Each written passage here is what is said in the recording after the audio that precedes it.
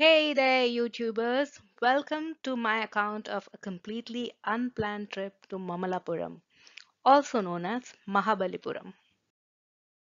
So, the original plan was to go to Bangalore, then Alapi district in Kerala, then Chennai, and finally to Puducherry or Pondicherry. Now, it sounds like a weird plan, I know, but the primary purpose was to visit family and took into account various people's availability. Puducherry was the only place that we were planning to visit for touristy purposes. But the rain gods intervened and messed up our plans by flooding North Kerala.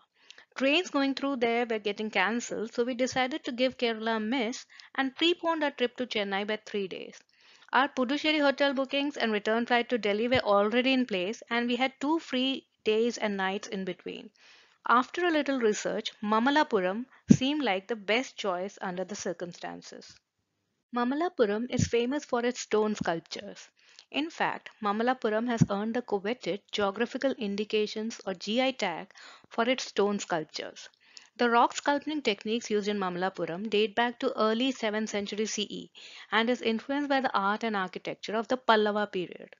But despite all that, we weren't sure whether Mamallapuram was worth more than a night's stay. So we decided to just wing it and booked rooms at the Sea Breeze Resort in Fisherman's Colony for a single night. After arriving in Chennai, we hired a cab to Mamallapuram. Both Ola and Uber were easily available, and the ride took less than 1.5 hours. The main entry to the Seabreeze Resort was a little difficult to find as it was through a narrow street. Other than that, however, the resort was ideal. We had booked rooms facing the garden and swimming pool. The garden further opened out to the sea, so the beach was just a quick stroll away. Another advantage was that the famous shore temple was visible from the resort's restaurant itself. After a light lunch and some rest, we decided to walk to the Mahabalipuram beach and shore temple, which is around 2 kilometers from the resort. The walk is through the fisherman's colony, which is studded with cafes and shops promising to teach you rock carving in just a few days. In fact, there is a rock carving or sculpture shop in almost every street of the colony.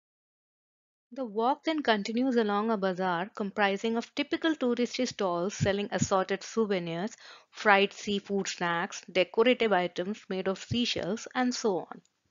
The major attraction of the bazaar is stone sculptures.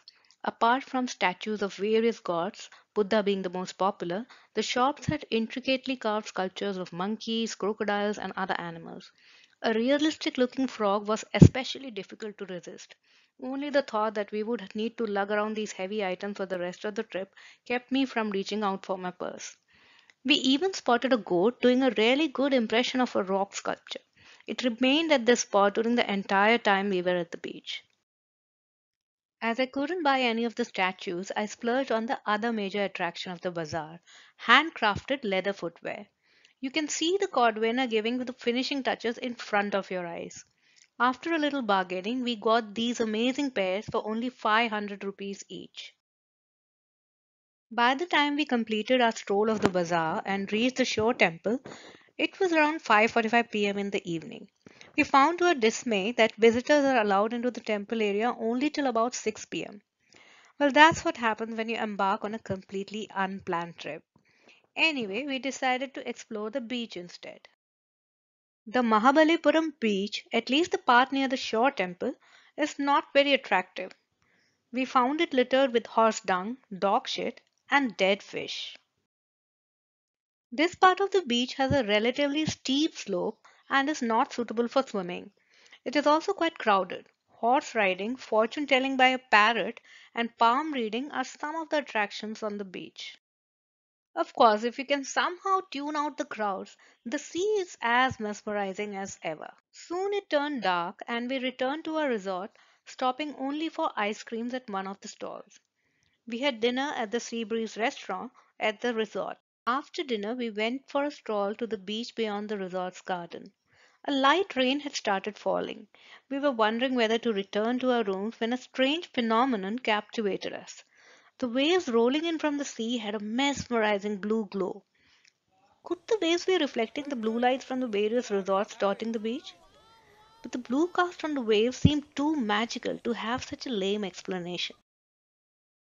Later, we learned that we had witnessed a rare phenomenon called bioluminescence or blue sea sparkles. Marine biologists explain that this phenomenon is caused by Noctiluca scintillans or simply blue algae who convert the chemical energy into light energy when they are washed ashore. Whatever it was, it gave a magical ending to our first night in Mahabalipuram. As we had not yet seen any of the famous rock sculptures, we had already decided to extend our stay in Mamallapuram or Mahabalipuram by another night. More on that later.